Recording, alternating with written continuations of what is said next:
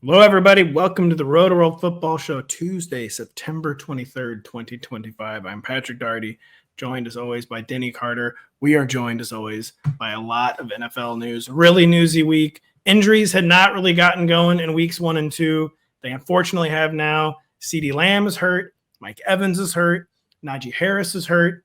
Jordan Addison, thankfully, returning and also not from injury, coming back from suspension. We'll get to all that. We'll break down a very newsy Monday Night Football game, Ravens in crisis, hashtag 1 and 2. Then we're going to preview Thursday Night Football, Seahawks at the Arizona Cardinals. The Cardinals, had to read this like 2 or 3 times, are favored. Favored? This is, I would say this is a Fell For It Again award, but I feel like the bookmakers don't usually ever fall for Kyler Murray. So very stunned on that one. We're going to get to all that. We're going to get to Russell Wilson being benched for Jaxson Dart to begin the show. Like the hashtag had to be, if you watched Sunday night, like, yeah. Well, we got it trending. Like Daboll doesn't even need to say anything. Like they could have just showed up on Wednesday and Dart was the quarterback and everyone. Yeah, like it's over. Yeah, Russ got it trending on Sunday night. Denny, you want to get something else trending though to begin the show. Mike Tomlin quote, so devastating that I was almost like, is this fake? But it's very real. Yeah. So Mike Tomlin in his Tuesday presser, just a broadside against Anthony Richardson and our guy JJ McCarthy. It's a little complicated, but he was asked about, Carson Wentz starting for the Vikings this week against the Steelers overseas and how it is to be facing a backup rather than the starter. And Tomlin started talking about like, hey, sometimes as a defense, like, you want the starter to stay in there because you're more afraid of the backup and what he brings to the table than the actual starter, right? And he reached back to 2024 and he remembers telling his guys, quote, I told the guys last year to keep Anthony Richardson upright when they played the Colts. Don't let Flacco in the game, unquote. My God. I mean, it is levels of over never before seen or explored for Anthony Richardson after this quote. This is someone walking into the Oval Office, tell someone the Vietnam War is over. Like, sir, it's over. We have to get out. It's over. We've lost. Our mission has failed in Southeast Asia. It's over. So I don't know if that means Anthony Richardson's flying away in a helicopter. I don't know. I don't know. But it. I mean, wow, that is something because and Flacco was terrible last year. By the way, it's not like Flacco was coming in and tearing up the league, But they said we wanted Anthony Richardson in. But I mean, on McCarthy, I mean that's tough. That's tough to be like. Actually, we kind of wanted McCarthy. We didn't really want Wentz all that much. JJ McCarthy's already producing some all-time.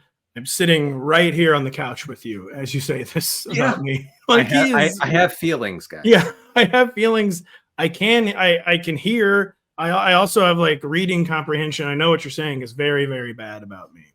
And I would appreciate if you at least waited until I left the room to say this. I think Kevin O'Connell comes out and is like, we want to wait till he is 135% recovered from his ankle injury.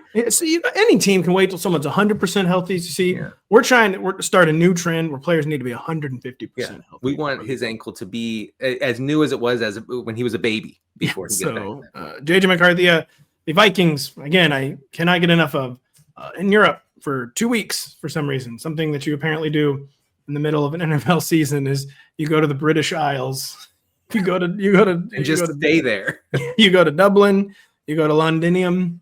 Pretty soon you're going to go to Edinburgh and Birmingham maybe at some point. I mean, I feel for these guys. The Vikings aren't going to see the sun for 2 whole weeks. No. I know. It's bad. It's bad. No vitamin C, no victories for the Minnesota Vikings. No victories, Denny, for the New York Giants. Definitely no victories if they had kept Russell Wilson under center. Sunday night, I mean, talk about the all-time low-light reel. The stuff Russell Wilson did the entire game, but particularly on the final 2 series where called his number on a read option. Hammered immediately for a lot. Like that was the kind of read option. Listen, I know in the playbook that says read option. For you, it's called a handoff. It's called you just hand it. You just hand it off. Grounded out the back of the end zone. By far my favorite NFL play in recent memory, Denny. 4th down, Russell Wilson hits the uprights pole with the pass, with no one in the vicinity. He had to be benched. He has been benched per reports. The Jaxson Dart era was already kind of beginning. By the way, I loved the Jaxson Dart thing Sunday night where it really seemed like to me like, he came in for several plays against the Chiefs, and it seemed like the coaching instructions were like, just get in there and kind of like run like a bull. Yeah, like, you're a human being, but get in there and just run like a really angry bull and see what happens. He looked energized. The kid was almost shaking with energy. You wanted him to get in there just to see what would happen, honestly. Like I know I did. And I have to say about that throw, 4th down, for folks who didn't see it, you have to look it up. You have to see it. Red zone, I think they were inside the 10 maybe. No, it took goal to go, 4th and goal. And Russ throws it away. He throws it away on 4th down in the 4th quarter, right? I mean, this that might have been a different play. He threw it away, I think, on a different 4th down. He might have thrown it away on multiple 4th downs. He kept throwing it away on that drive, on that possession. I was in bed as I am on Sunday nights as I watched the game. I'm not kidding. I sat up and I go, what? What did he just do? So you knew it was over.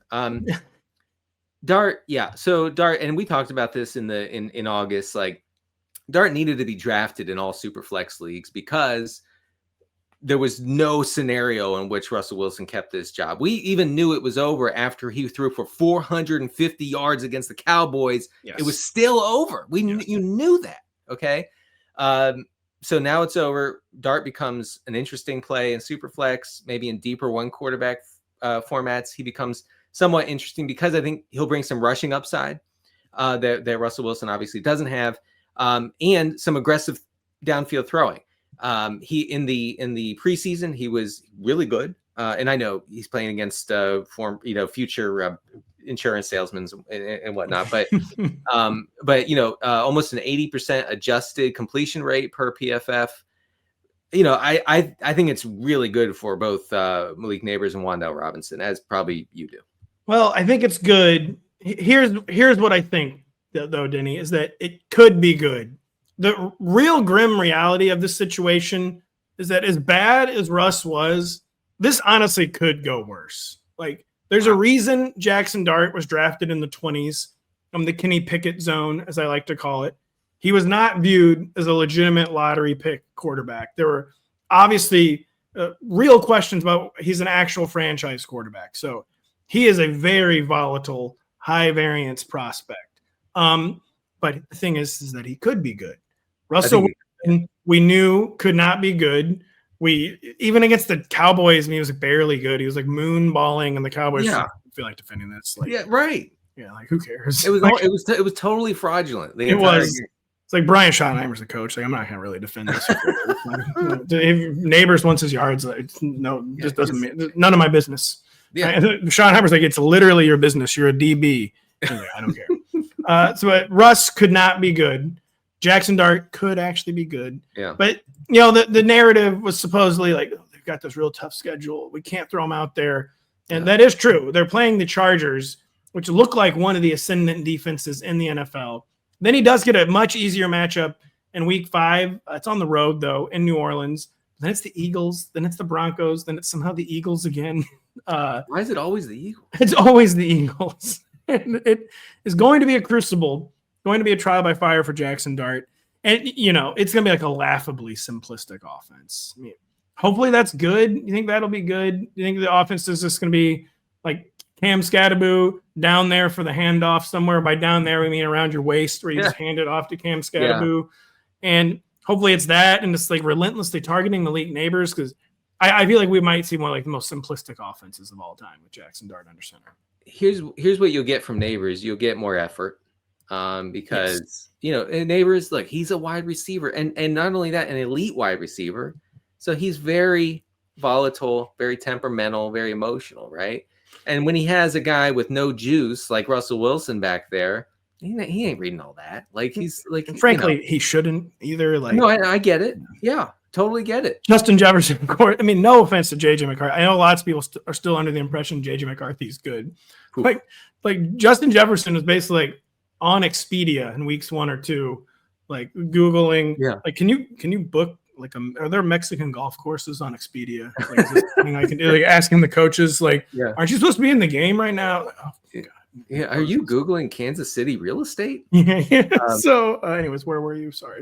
Yeah, I don't remember, but so Neighbors, I think will get more effort from him, more dog.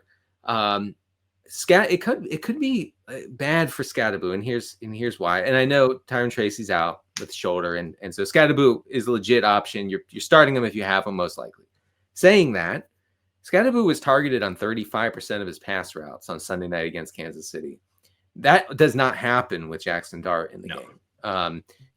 Dart strikes me as the kind of guy. I mean, he's not Lamar, but he's the kind of guy who will take off and gain 5 yards with his legs rather than check it down to Skattebo. Russ was always going to just check it down.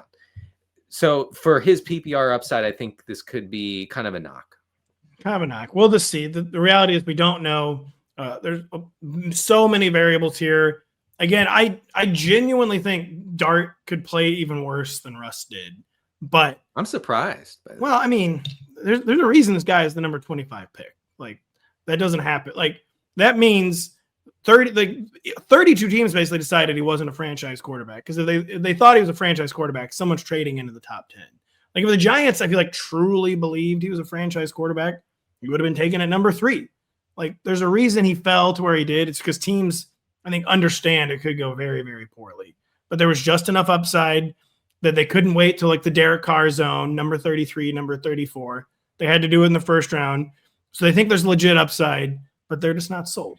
And we'll see what happens. I'm not comparing Jaxson Dart to Josh Allen, okay, in any way. But if you were going to. But the only thing that I would comp them would be intensity. Jaxson Dart looks like a total maniac. He does. And I like that. You know, I really do like that. And Josh Allen, people forget, Josh Allen was bad at one point, like real bad. But he looked like a total, like, outside of his mind at all times. So I think Jaxson Dart has that going for him. And I think he just brings something to this team where the offense will be better just from his presence alone. He could throw some dumb picks. He probably will. But his presence, I think, will boost this team.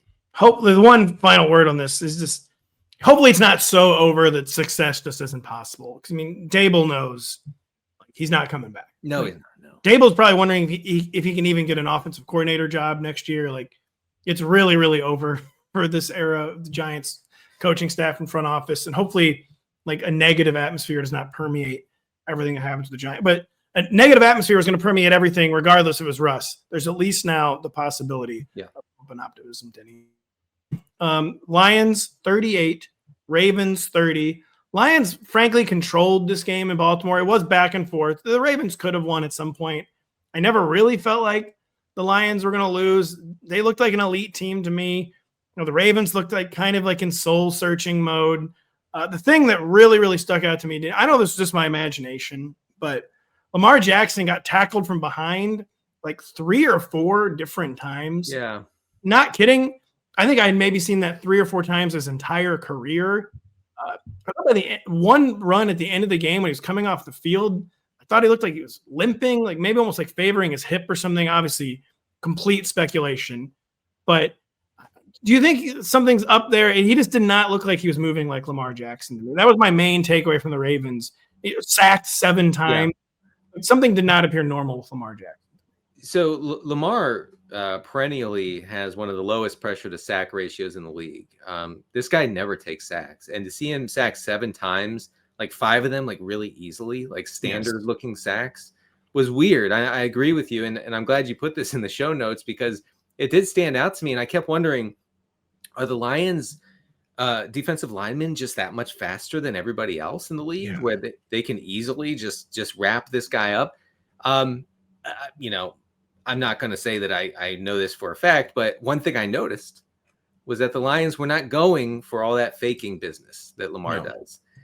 They were simply going up and tackling him rather than standing on their heels and getting ready to jump anytime he faked one way or the other.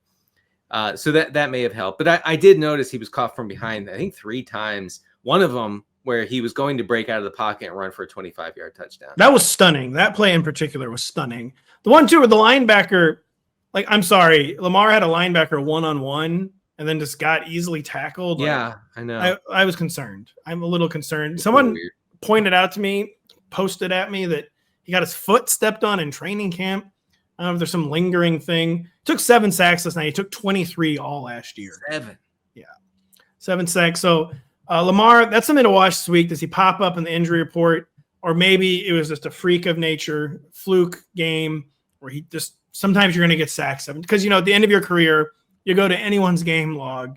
I'm like, so-and-so got sacked 7 times? That's kind of crazy. Yeah. You kind of hope that was just what last night was from Lamar Jackson, but it's very concerning. People are a little concerned about Derrick Henry. Denny had the massive week 1. He had a 28-yard touchdown, I believe, to start things off last night. Looked like the big dog to me. Looked normal. But back-to-back, really quiet box scores. Fumbling a ton. He has 3 fumbles this year. I think he had 3 over the past 2 years combined. Something like that. And then there's another thing where, sometimes fumbles just come in bunches, even for the best players. Yeah. Sometimes bad games come in bunches, even for the best players. But are we concerned about Derrick Henry after back-to-back duds in fantasy football? Not really. I mean, the offense, the rushing game still revolves entirely around him. He still sees so many touches inside the 5-yard line. He'll be fine. I do have to ask, did you see when he went to the bench? I did. That was a bit concerning. Slams his helmet and then falls, but in a very unintentional way. That was weird. That was weird. And I feel like he needs to be careful. He needs to be careful. And it's just also when you're at your peak of your powers, elite players can never abide by mistakes. But it almost just seemed like it was a guy who felt like he was losing it. And yes, the reaction was a little disconcerting. I'll tell you where I've seen that look before. And because the perplexed look on Derrick Henry's face on the bench, and then he gets up and he starts talking to anybody who will speak to him, coaches, players, water boys, everybody, cheerleaders, anyone who will listen. He's talking to them about his fumbling problems, right? I know. And where I've seen that before, you see it with golfers who are missing short putts. Yes. Oh and they're missing 2-footers, 3-footers, and then they start talking to anybody. They start talking to the fans. What am I doing? Am I not, do I not have my eyes in the correct position? Am I hitting it too hard? Am I not playing the break? So he's looking for answers. That's not good. That's bad. So I guess there's a little concern, but he's still going to get a huge amount of opportunity every week. Yeah, because it means he doesn't have the answers right now, which I just dude, You're the big, everyone's you're Derrick Henry, man. You tell me, I think you know a lot more about not fumbling than I do. I've seen that look on Phil Mickelson's face back when he used to lose every single major down the stretch, and it's not a good look. This has always existed in tennis, by the way. This is the only thing tennis players do now, by the way. They don't get in one first serve.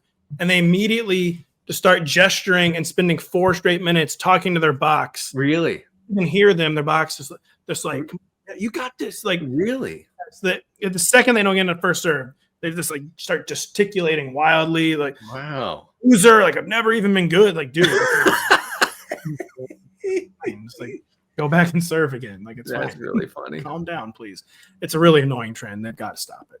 Yeah, that sounds incredibly annoying. Have some faith in yourself, man. It was very annoying when Mark Andrews had 1 catch for 5 yards in week 1, 1 catch for 2 yards in week 2. Now it's honestly almost more annoying that he finally does break out in week 3, 691-2. But he does it right when Isaiah Likely is about to come back. We think he's probably going to play in week 4 against the Chiefs. That is far from confirmed, not official. Things have just been trending that direction, Denny, but whatever. This was always going to be as confusing as possible. Everyone in this Ravens offense, the very nature of this offense, a lot of times low passing volume, is that people run hot and cold. We're seeing it with Zay Flowers. Huge week 1, solid week 2, invisible week 3. Things just ebb and flow. But we get this big Mark Andrews game, right? Isaiah Likely's about to come back. What does it mean? What is the data telling you? What are our takeaways? Well, it's doubly annoying because we told people to bench Mark Andrews last week. And that stinks. Sorry about that. But you couldn't have possibly had any confidence if you played him. Last night against the Lions, he ran a route on 70% of the team's dropbacks. It's pretty good. It's not elite. He caught all 6 of his targets. He was targeted. Here's the difference, Pat. He was targeted on 23% of his pass routes against Detroit. Over the first 2 weeks, he was only targeted on 11%, which is just like invisible, like abysmal. Yes. I don't know if I've ever seen like a starting tight end have such a low target per route run. So that's good. And then you say, well, likely's back and all this. And so I don't know if that sort of thing holds up. I don't know if he can sustain 23% going forward. And so now you're going to be caught in another tough situation. Do I start him? Do I not? Do I start Harold Fannin over him? Something like that. I think you are starting guys still like Juwan Johnson, say, over. Andrew. You are starting Juwan Johnson over Mark Andrews. That's become kind of something you just can't ignore. It's tough. It's the final week without buys. Like if this were week 5, where I believe 4 teams might already be on bye, you just be like, well, 4 teams are on bye. So Mark Andrews, still you got to play him. He's in the top 12. He's hanging around the top 12. He's going to be tight end 10 to 14 range in my rankings. I can just tell you that without even looking at it. But this is kind of like a situation where you know the deal at this point. It doesn't really matter what the projections are, what the projected game script is, what the rankings say. We all know he could catch 0 passes or he could score 2 touchdowns. He's just one of those players and one of those offenses right now. And it's a problem with him that's getting more acute just because he's getting older and somewhat declining. So we will not be held responsible for whether or not you start Mark Andrews. That's right. No, we are completely. The lawyers have expunged all responsibility from us. He benefited from runaway negative game script in the second half, and you're not going to get that from the Ravens very often. You are not. Oh boy, the final one of this game hurt real bad. Jamo, 2 catches, 43 yards. People are partying in the streets. Davis Maddock tweeting at Jacob Sanderson, a known Jamo hater, basically like, well, how do you like that? It's over. I tweeted at Jacob Sanderson, it's Jam over for Jacob. And didn't catch another pass. Doesn't have more than 2 catches in a game this year, didn't he? Jamo. So it's bad, everyone, when the only time you ever catch a pass is on scripted plays in the first series. That's not good. It means that you are never open and not part of the offense. And this week 2, it was not just the scripted series, right? Week 2 was a total fluke. No, it's not. So he's out there, look, here's what you have to respect. Jameson Williams is out there getting a lot of cardio. He's running a lot. 92% of the routes so far on the season. He's being targeted on 13% of those routes. That is just horrifically low. That's fine. That's all you need when you're Jamo, because every other one of those routes is a 56-yard touchdown. We don't care. No, it's not, because he's not even leading his own team in air yards. He's 35th among all wide receivers in air yards. This is not what we were sold. We were sold top 5 air yards eater. No, we weren't sold more air yards than Amon-Ra St. Brown. Come on, man. No. All of his stuff is 2 yards beyond line of scrimmage. Doesn't matter. When that happens 40 times a game, total scam. You get 80 yards. That's how Amon-Ra gets 80 air yards per game. 42-yard targets. It's completely over. Do not say. I honestly, here's what I genuinely think has happened with Jamo, is that the PPR mindset has taken such hold in fantasy. The PPR mind virus. The PPR mind virus has so brainwashed the nation that we forgot that there are other archetypes of receiver, that Deshaun Jackson does exist, and that there are just players who are valuable in fantasy football, valuable in the NFL on much more limited work, much fewer targets than we've become accustomed to. And that it can happen, it works, it can get home, but just that you have to accept like a lot of volatility. You do have to accept that. You do have to accept that. And on a serious note, my guy Isaac Tesla is getting more involved every week. He has a higher targets per route run than Jamo. I'm concerned. My gosh. The Tesla, by the way, I posted last night, like John Morton, the Lions play caller, was clearly tired of staring at Tesla on his 14-team benches. Like we got to get this guy involved. Like I can't hold this guy much longer unless we start getting him the ball. I mean, I'm going to be real with you. He looks horrible. He didn't look good. He did not look good. He did not look like he belongs on an NFL field. I will be honest about that. He did not last night. And yeah, it's another thing. Like, it's cool. It is not great that for you to catch a pass, you have to do a shot for shot remake of one of the most famous catches in NFL history. Yeah. That anytime you catch a pass, you have to be leaping backwards, one-handed Odell Beckham. That's You would like occasionally to catch a pass that is not the OBJ catch. You would. So we'll see. That's the state of the Lions, state of the Ravens, the state of the show is that we're taking a short break, and we'll be right back after this. Micah Parsons makes his dramatic return to Dallas this Sunday night when the Packers square off with the Cowboys. Coverage of the battle begins at 7 p.m. Eastern on NBC and Peacock. Plus, don't forget to start your day off with fantasy football pregame as Matthew Berry, Jay Croucher, Lawrence Jackson, and George, I'm not going to attempt to say your last name right now. I don't know how to pronounce it. Are on the ground in Big D, bringing you the latest news. You need to set your lineups. George Savaricas, is that how you say it? Savaricas. We're friends with George. I've never had to say his last name on air before, though. Yeah, Savaricas.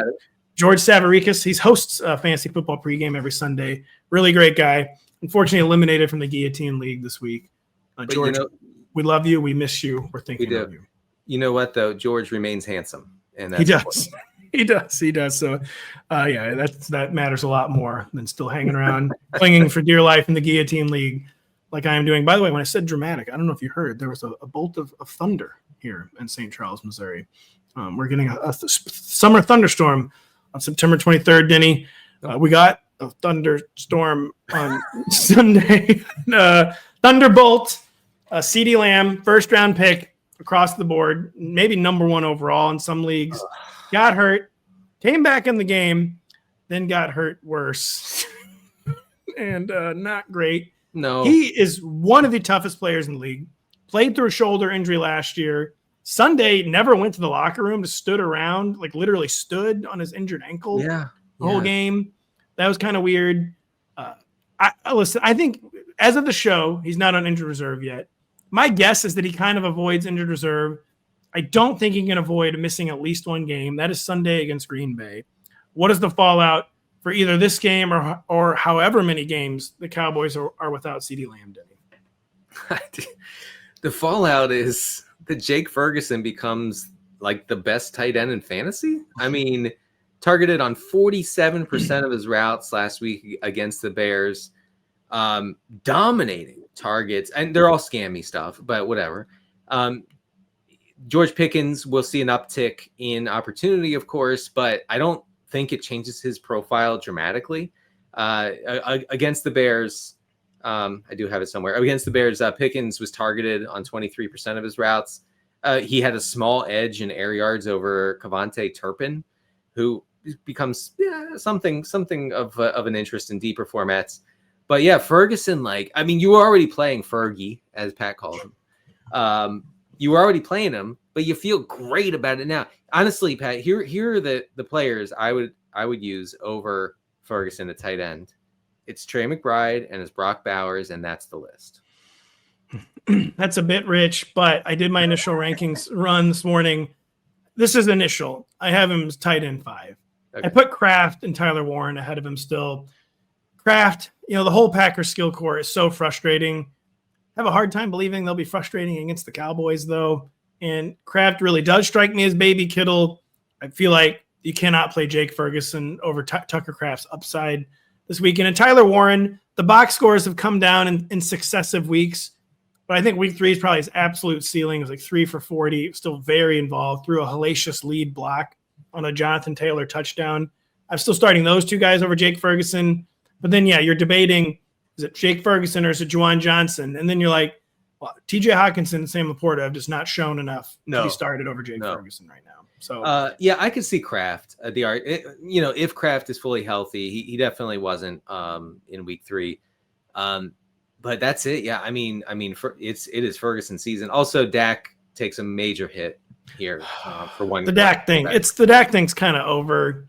It was already.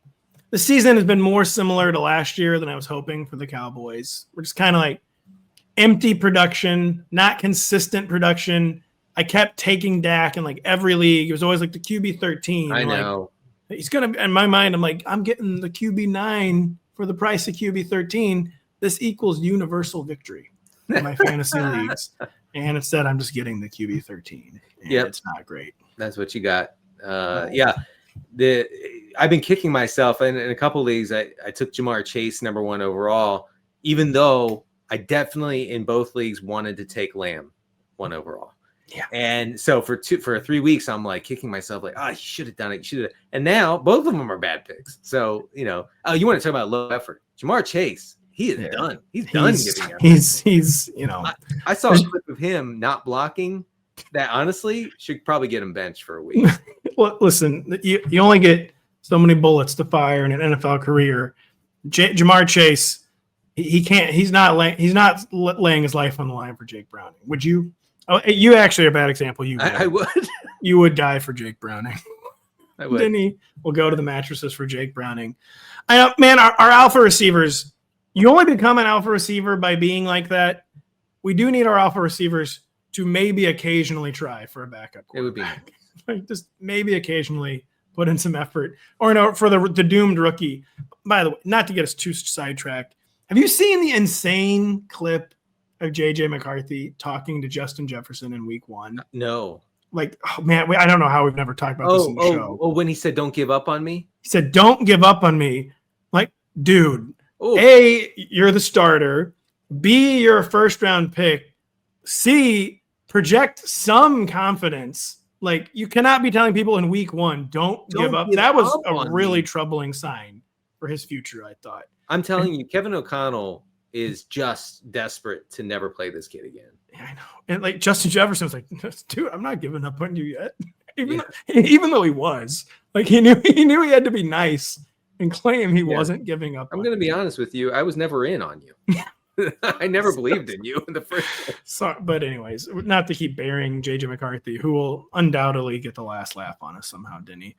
Mike Evans got the last laugh on you last year. He got 1,000 yards. You said it couldn't be done. You said there's no way, even though with a playoff spot on the line, they're just going to jam the ball to him no matter what to get him 1K, and they did. They're going to have to do that again this year. They are. Because he's going to miss multiple games. We are going to be getting – like the Bucs are going to be blowing a playoff spot in December because all they're doing is forcing the ball to Mike Evans to get him to 1,000 yards.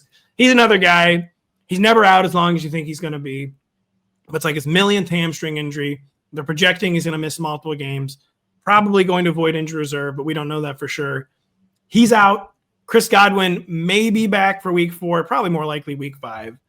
Just what is the state of what is becoming a very, very confusing, very banged up Bucs receiver core. Even Emeka Egbuka has been playing hurt, didn't he? Yeah, well, yes. And Egbuka would profile, if he's fully healthy, as the wide receiver 1 by a considerable margin.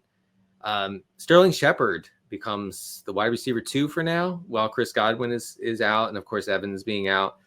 Shepard caught 4 balls for 80 yards last week against the Jets, was targeted on 23% of his routes. So like I think he should probably be picked up in 12-team leagues where you start 3 or 4 receivers, depending on the format, because the ball has to go somewhere. And this Bucs offense is, it's not super pass heavy, but it's pass heavy enough where I think it can support 2 pass catchers. What about Cade Otton? He has not been involved this year. When they went through something similar last year, he was very involved. Yeah. That's actually, I kind of forgot that when Godwin and Evans were out, maybe. 2 people were out, and Otton went to work. Otton became the guy. Otton never commands targets when no, he doesn't. Never. But Baker Mayfield really looked to his guy Cade last year in that situation. So yeah, I mean that could be something to monitor. Something to monitor. A lot of things to monitor in this Bucs receiver core. You're just gonna have to keep it locked to Rotoworld. Where Godwin, I get the feeling we might get them taking it down to the wire on Friday. I don't think they'll take it down to the wire on Sunday. I think they might. They genuinely might not know. I think they might allow themselves until Friday to make a decision on Chris Godwin. But then week 5 was always believed to be more likely than week 4 for Chris Godwin. So just stay on the lookout for updates. Denny, as I said in a video we recorded for the website, like Chargers was going to turn in to one of the most like unpredictable, like toughest backfield battles in fantasy football this year. because Amari Hampton wasn't producing. Najee Harris, who missed all of training camp with the eye injury, seemed like he was finally getting his conditioning back. He outproduced him in week 2. Looked like he was forcing maybe an even timeshare for the time being. Then we saw what happened. Like the one injury that's so bad that like you can like literally see it happen. The torn Achilles for Najee Harris.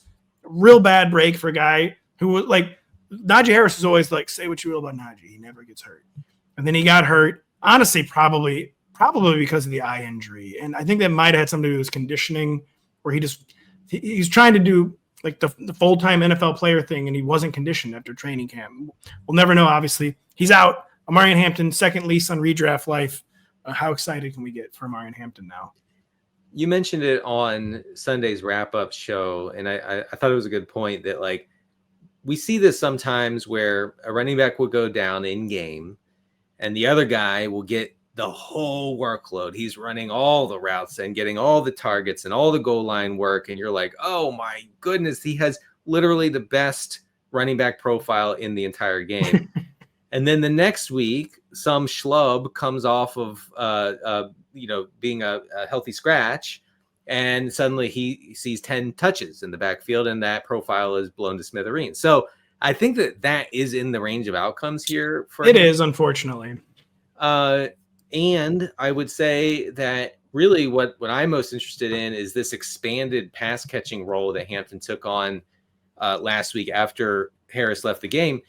He ran a route on 35 of 58 Justin Herbert dropbacks. He saw 7 targets, the third most among all Chargers pass catchers on the day. That's the sort of thing that could keep a running back afloat no matter what's happening in the game, whether it's a blowout one way or another, neutral game script, whatever. That's exciting.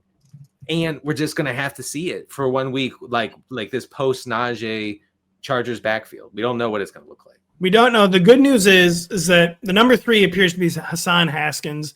Kamani Vidal, I asked during our VOD, is he still on the Chargers? The answer is sort of.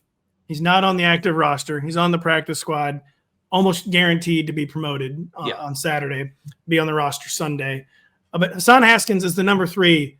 Hassan Haskins does not catch the ball. That is not what Hassan Haskins is known for. He could take short yardage work. That's the thing. He could be a threat there. But, in fantasy, we care more about the receptions. That avenue is probably secure for Amari Hampton for now. And that's important in this Chargers offense. The Chargers are the second pass heaviest team in the league, trailing only Kansas City right now, which is just stunning. But props to Jim Harbaugh and Greg Roman for changing it up. But Hampton, it's all too easy to envision Harbaugh and Roman being like, we don't want to overexpose the rookie. We don't want to put too much on the kid. Yeah. Hassan Haskins, in order to protect Amari Hampton, Hassan Haskins has to carry the ball 13 times for 40 They have no choice. They have no choice. 13 times let's kick it up to 44 yards for Hassan Haskins. But we have no choice. Just be on the lookout for that. Things are not always as they appear. Post-injury Denny. Carson Wentz. Jordan Addison. We knew he was suspended for 3 games to begin the year. What we did not know is that when he came back, it would be Carson Wentz under center. But it is, very bizarre initial 3-game sample size for the Vikings because they had a quarterback who basically couldn't throw for 2 games. Then they had a game where they only had to attempt 20 passes, wasn't competitive. They scored 2 defensive touchdowns. We didn't see the quote-unquote real Carson Wentz Vikings offense against the Bengals. We will see it, I think, on Sunday in Ireland somehow, Dublin, Ireland, where this game is being played. Pittsburgh Steelers, it's going to be like a duke it out, slog it out type deal, I think. What do we expect for Jordan Addison in this game and going forward? And an offense with just a lot of balls in the air right now, Denny. I'm not breaking news when I say Addison is and will continue to be a high variance fantasy option. Some days you'll feel like a genius playing them. Some days you won't. Things have changed. Did you just do the car jingle there? Sometimes you feel like a nut. Oh no, that's not car. That was the nut thing. Yeah. Only 80s kids will know. They will actually. Sorry. So, I'm now distracted. But Addison. So the thing that's changed is that the Vikings are not pass heavy through 3 weeks. In fact, they're the 4th run heaviest team as far as pass rate over expected goes. You seem skeptical. You seem like that. Yeah. I don't think that's real. Really? I think it's super real. I think that was J.J. McCarthy's playing. Holy bleep. What do we do? The kid literally does not throw left. We got to figure something out. And I think week 3 was that, they 5 Bengals first half turnovers. Okay. Like you're going to be run heavy. Well, okay. So just finishing up my point, Kirk Cousins dropping back 45 times. So you get 30% of those air yards like Addison has. That's a whole different thing than getting 30% of the air yards in an offense where Carson Wentz is throwing 22 passes. You know what I mean? Yeah, I don't know. I don't think Carson Wentz has the inner swashbuckler. Carson Wentz, no one thinks Carson Wentz has a stronger arm than Carson Wentz. Yeah. And you have to respect that kind of confidence. No one thinks they're Ben Roethlisberger 2.0 more than Carson Wentz either. Like, I got a big arm. I can run all day. And, like, he's a nut. Carson Wentz is a nut. I actually think Wentz can work in this offense. I mean, this is an extremely quarterback-friendly offense. I mean, you and I mean, we might as well say it on air. I mean, we know, like, Carson Wentz is starting the rest of the season. I mean, yes. It's just, I mean, like, no point even pretending he's not. Look, like, the reports from CBS Sports' Tracy Wolfson said, so bizarre. Said week 7 for J.J. McCarthy. And now after O'Connell spoke with ESPN, the answer is maybe week 7. We'll see. And Denny, you didn't even mention that was the initial Tracy Wolfson report before the game. This is not I know I get hung up on random things, but they did a sideline report mid-game where the whole tenor of the report was how well he was doing after the injury. Like, he's not wearing a boot. I think she even says, like, he's not feeling any pain. Like, she was basically saying, like, he's not hurt. And I was like, what even is this? Total exposure. That's what that is. Oh, no. It was bizarre. It honestly was bizarre. It was basically like, he's feeling great. He's not wearing a boot. Like, they say this dude suffered a high ankle sprain and he's not wearing a boot 6 days later. I don't want to hear anything else about a high ankle sprain. That didn't happen. We have been conspiracy theorists on this for a while, but not everything seems what it appears. Speaking of conspiracies, did David Montgomery score on a fraudulent touchdown last night? Did the Ravens let him score from 25 yards out? Oh, yeah. He did. They did. Oh, yeah. That was 100%. I was a little surprised Joe and Troy didn't comment on that. But. Yeah, they were saying how tough he was running. He wasn't running tough. He glided into the end zone. Defenders were literally putting their hands on him and then letting him go. They were doing like a laying of hands. They let him score. Yeah, that was obvious, okay. I thought. They didn't catch it like Chris Collinsworth again in week 2 knew that Tyler Algier would never score a real touchdown, that they let him score. Yeah, I do. I'm starting to have my feelings hurt a little bit by this, by rubbing it in twice now. Joe and Troy, who I really do enjoy listening to, I thought they should have caught on to that one. Anyways, I should take the hint, take a break. Sorry for hurting Denny's feelings. We'll be right back after this. It's a showdown of 2 of the best teams in the country on NBC Saturday night. Number 6 Oregon, number 3 Penn State. Can the Ducks fly into Happy Valley and come out with a win? Coverage of the matchup begins at 7 p.m. Eastern on NBC and Peacock. Almost made it through that without a verbal flub. What can you do? No. So, Denny, the first talking point for Cardinals Seahawks was I said the Cardinals are favored, 7 question marks. Apparently, it's now flipped. The Seahawks are – someone came to their senses. I think I triple-checked that. The Cardinals were favored. They are not favored now. Seattle Seahawks are favored by 1.5 points. So, there kind of goes to first. They'll be favored by like 6.5 points, yeah. I feel like. Do you think the Seahawks are a colossus? I had a funny feeling about the Seahawks heading into the season. They've looked dominant to me through 3 games. Do you share this feeling? Sam Darnold looks pretty darn good. He looks – I'll tell you who he looks better than, J.J. McCarthy. Former member of the show, Hayden Winks, has really been harping on. You don't usually go 14-3 and then let the quarterback voluntarily leave in free agency. But that is something the Vikings did. They did. So anyway, I don't know if they're a colossus, but they're a potential playoff team for sure. Potential playoff team. And our preseason predictions, I actually put them in the playoffs. So I talk about sometimes feeling like a genius. Through 3 weeks, hey, the Seahawks, they're 2-1, man. Like, I am a genius. Can't go wrong. They're not even undefeated. Yeah, they're not even undefeated, sure. But I feel like a genius for putting the Seahawks in the playoffs. I feel very sad that James Conner is injured because the Conner narrative, he was associated with injury prone for the first half of his career. Like, guy who can't stay on the field, He was always tweaking his ankle or whatever. He was just injury prone a lot in Pittsburgh. He totally flipped that script, even though he still missed time fairly frequently. It was always minor.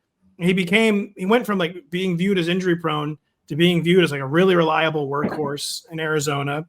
Then he suffers the kind of injury on Sunday that has nothing to do with injury prone. Someone fell on his ankle, really bad.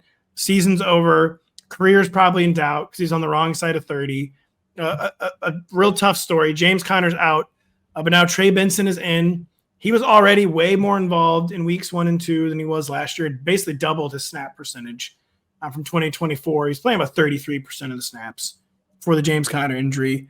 He now has all the runway in the world. Massive opportunity. He was stashed in over half the leagues too. So massive opportunity if you stashed him. What are realistic expectations for James Conner? And this could also, for Trey Benson. This could also be a classic situation where Amari DiMercato was not involved after the injury, really. Don't be shocked if he gets a little more involved Thursday night, that's all I'd say. Yes, that's a good point. But yeah, I mean, this is like the thesis of the zero RB approach is that you picked up, here's what you did. You didn't draft James Conner. You picked up Trey Benson. You've had him on your bench. It's been a little frustrating because he's been putting up numbers here and there, and you're wondering, should I throw him in? I don't know.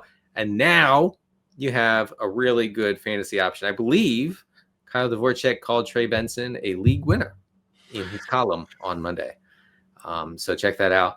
And I actually agree because he's been so efficient. Top 5 in rush yards after contact per carry. 65% of his rushing yards have come on explosive runs. That's the second highest rate in the NFL. So, it's a guy who, I mean, honestly, like if DiMercato gets involved, it's okay, I think, because Benson doesn't need 25 touches. He can get it done on 15 touches every week. And so you're very excited to get him in. Honestly, even in 10-team leagues, I feel like you need to figure it out there. Yeah, no, you do. He's a must start across the board. This is the kind of thing that you wait for in fantasy. You don't root for injuries, but injuries happen. So you have guys like Trey Benson on your bench for if it does happen. Sometimes the guy in front of them doesn't get hurt, and it's a wasted spot. Yeah. Conner got hurt. Now you have a surefire RB2 in your hands. Potential maybe even RB1. Yes. The Cardinals are dysfunctional enough that I kind of wonder if RB1 will ever really happen. But you made a point too. I think Amari DiMercato, frankly, is going to be involved. I don't think they're going to want Trey Benson to suddenly play 80% of the snaps. Like it'll probably be 70 to 75, then 20 to 25. Maybe for Amari DiMercato, maybe 5% for some random third back. But like that's totally fine. Well, it's totally fine. We're going to watch closely, powerfully on Thursday night to see which of these running backs is running the routes out of the backfield because the Cardinals, believe it or not, and just triple check this, are 4th in pass rate over expected through week 3. So they're not exactly establishing it. Like they're throwing quite a bit. So you're going to need Benson to be involved there. They're a team that throws quite a bit, and you never realize it because they don't do anything. I mean, it's very bad, but it's very bad. But they're trying. Very, very, very bad for Marvin Harrison Jr. And he had a drop. So of course, too, like when he gets a drop, it's like totally magnified. It was a really bad drop in week 3 for Marvin Harrison Jr. But like, think of all the opportunities he doesn't even get to drop the ball because he's not being targeted or they're sailing it over his head. I mean, is there just anything left to say? Is this just? I mean, is he a wide receiver 3? Like last year he was drafted as a wide receiver 1. This year we maintained wide receiver 2, benefit of the doubt. Is it time to like pull the ripcord, admit he's just a volatile wide receiver 3? Is it that dire, Denny? Yeah, I think it is. Unfortunately for MHJ, Trey McBride is in this offense. And so Kyler doesn't have to force it to MHJ if he doesn't want to. And clearly he doesn't. He actually does need to, though, because Trey McBride's like the classic Evan Ingram principle. Like, yeah, that's totally fine. Like, target the tight end 14 times, I guess, instead of never going down the field to the explosive playmaker. Like, that's how you want to live your life. I don't care. I'm over it.